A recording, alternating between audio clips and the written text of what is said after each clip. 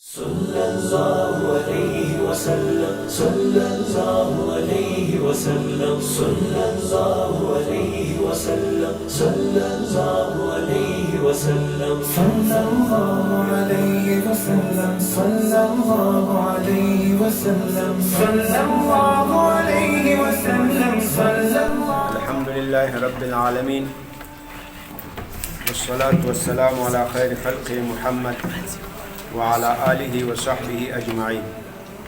أما بعد، فقد قال الله تعالى: وإذ قال ربك للملائكة إني جاعل في الأرض خليفة قالوا أتجعل فيها من يفسد فيها ويسفك الدماء ونحن نسبح بحمدك ونقدس لك قال إني أعلم ما لا تعلمون. أما بعد، کومه موضوع چې غواړو په هغې باندې موږ تاسې خبره شریکه کړو، هغه په اسلام کې د اسلام سیاسي نظام غواړو په دې ارتباط باندې خبره وکړو. مخکې له دې چې د اسلام د سیاسي نظام تعریف وکړو، یوه مقدمه به ذکر کړو. محترمو، دا د اسلام دین چې ده دا یو کامل دین ده. د بشر د ژوند په ټولو اړخونو کې تفصیلي هدایات او احکامات لري. الله تعالی فرمایي: الیوم اکملت لکم دینکم.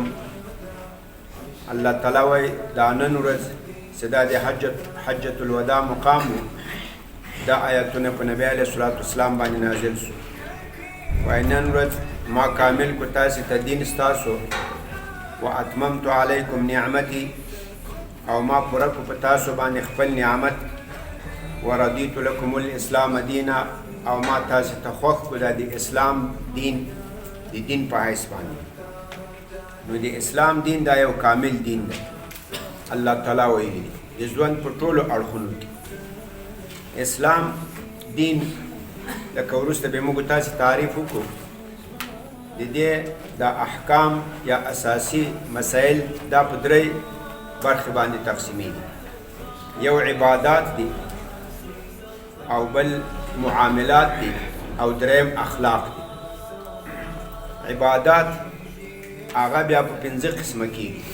یو عقاید دي، لمونځ د روزه د زکات د حج ده. د اسلام عبادات هغه په دې حدیث کې ذکر د عبدالله ابن عمر صاحب روایت کوي لنبی علیه الصلاة والسلام. نبی علیه الصلاة والسلام فرمایي: بني الاسلام على 5. اسلام بنا ده ولاړ ده په 5 خبرو. هغه کومې دي؟ شهادت ان لا اله الا الله وان محمد رسول الله، واقام الصلاه وايتاء الزکات وصوم رمضان والحج. دا 5 دا د اسلام هغه عبادات دي.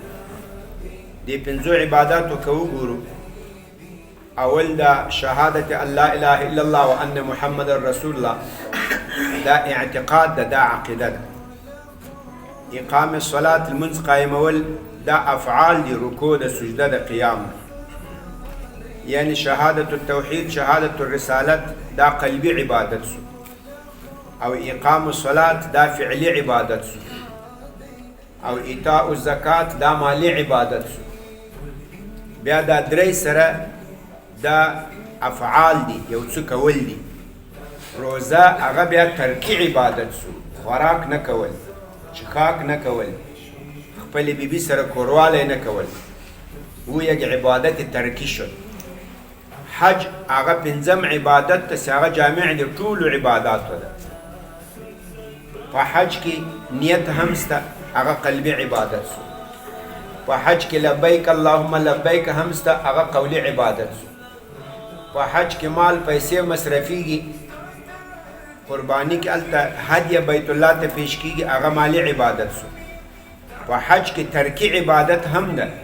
الحج اشهر معلومات فمن فرض فيهن الحج فلا رفث ولا فسوق ولا جدال في الحج. حج دا آخري رکن ده په اسلام کې، او جامع د ټولو عباداتو. نو د اسلام اساسي بنیادونه هغه 3 خبرې دي. یو عبادات دي، دویم په اسلام کې هغه اخلاق دي. سدې ته تزکیة النفس وایي یا د حدیثو کتابو کې دې ته رقاق وایي. په قرآن کې دې ته تزکیة النفس ویل شوی ده. د دې تعریف کوي التخلیة من الرذائل والتحلیة بالفضائل. ځان خالی کول له بدو صفاتو نه او په ځان کې راوستل ښه صفات. په دې آیت شریف کې الله تعالی د نبی علیه الصلاة والسلام شان ذکر کوي چې د هغو شان څه. الله تعالی فرمایي لقد من الله علی المؤمنین، یقینا الله په مؤمنانو احسان وکړو.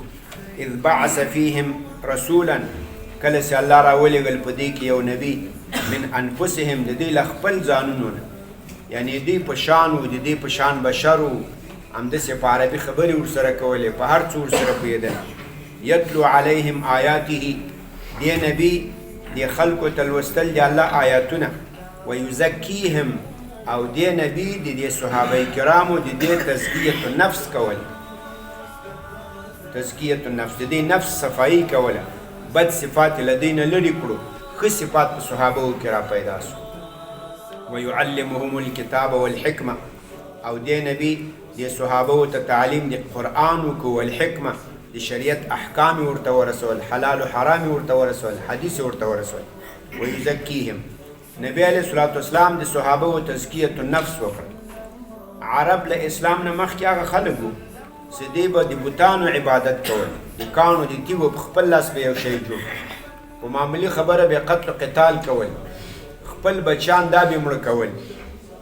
قتل و قتال دا په دې کې یو کمال ښکارېږي، بلکې فحشا ناروا باندې به بعضو فخر کول، لکه د امرؤ القیس مشهور شعرونه دي: مثلك حبلا قد تركت ومردعي فألهيتها عن دي تمائم محولي. دا داسې خلکو له اسلام نه مخکې، خو له اسلام نه وروسته دغه خلک چې هغه مشرکین وو، هغه ټول عالم ته د توحید استادان جوړ کړل. نن سبا که موږ توحید و اسلام و دین پیژنو، دا د صحابو د جهادونو د دعوت و تبلیغ له برکته. هغه خلک چې هغو به معمولي خبره قتل و قتال کول، هغه داسې سو چې سره ورونه سو، انما المؤمنون اخوة. هغه خلک چې هغه به په فحشا او په قتل او په قتال په دې به فخر کول، افتخار کول، او فحشا ناروا به د شعرونو په قالب کې ستایله. لوغونه هغه خلک جوړ سو، لکه عثمان رضی الله عنه چې د حیا یو مثال و، عمر فاروق رضی الله عنه د عدل د انصاف یو مثال و، علي رضی الله تعالی عنه چې د شجاعت د بهادري یو مثال و، د سخا یو مثال. نو دا دویم عبادت یا دویم اساس په اسلام کې هغه تزکیة النفس ده. دریم هغه معاملات دي. دریم په اسلام کې هغه معاملات دي، لکه اخیستل، خرڅول. دا موږ تاسې کتاب د بیوع وایو، کتاب د اجارې او دا وایو.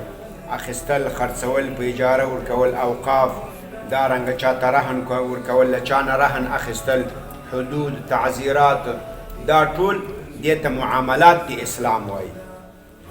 دا سیاست چې موږ تاسې وایو، سیاست دا هم په دې معاملاتو کې داخل ده. نو اساسي نظامونه د اسلام هغه عبادات دي، هغه اخلاق دي، او هغه معاملات دي. سیاست چې موږ تاسې غواړو په هغې کې بحث وکړو، دا هم له جملې دي د معاملاتو نه ده، چې هغه په معاملاتو کې داخل ده. سعد الدین تفتازاني رحمه الله کوم چې دا متولي لیکلی ده، دارنګه شرایع باندې شرح کړې ده، داسې په نورو کتابونو باندې هغوی یو کتاب لیکلی ده المقاصد په عقیده کې، بیا یې بېرته د خپل کتاب شرح هم پسې کړې ده، شرح المقاصد. مخکې به ویل کېدو پخوا وختو کې، اوس یې خلک نه وایي، همداسې مکتبو په کتابخانو کې پیدا کېږي. هغه په شرح المقاصد کې وایي لا نزاع في أن مباحث الإمامة بعلم الفروع أليق.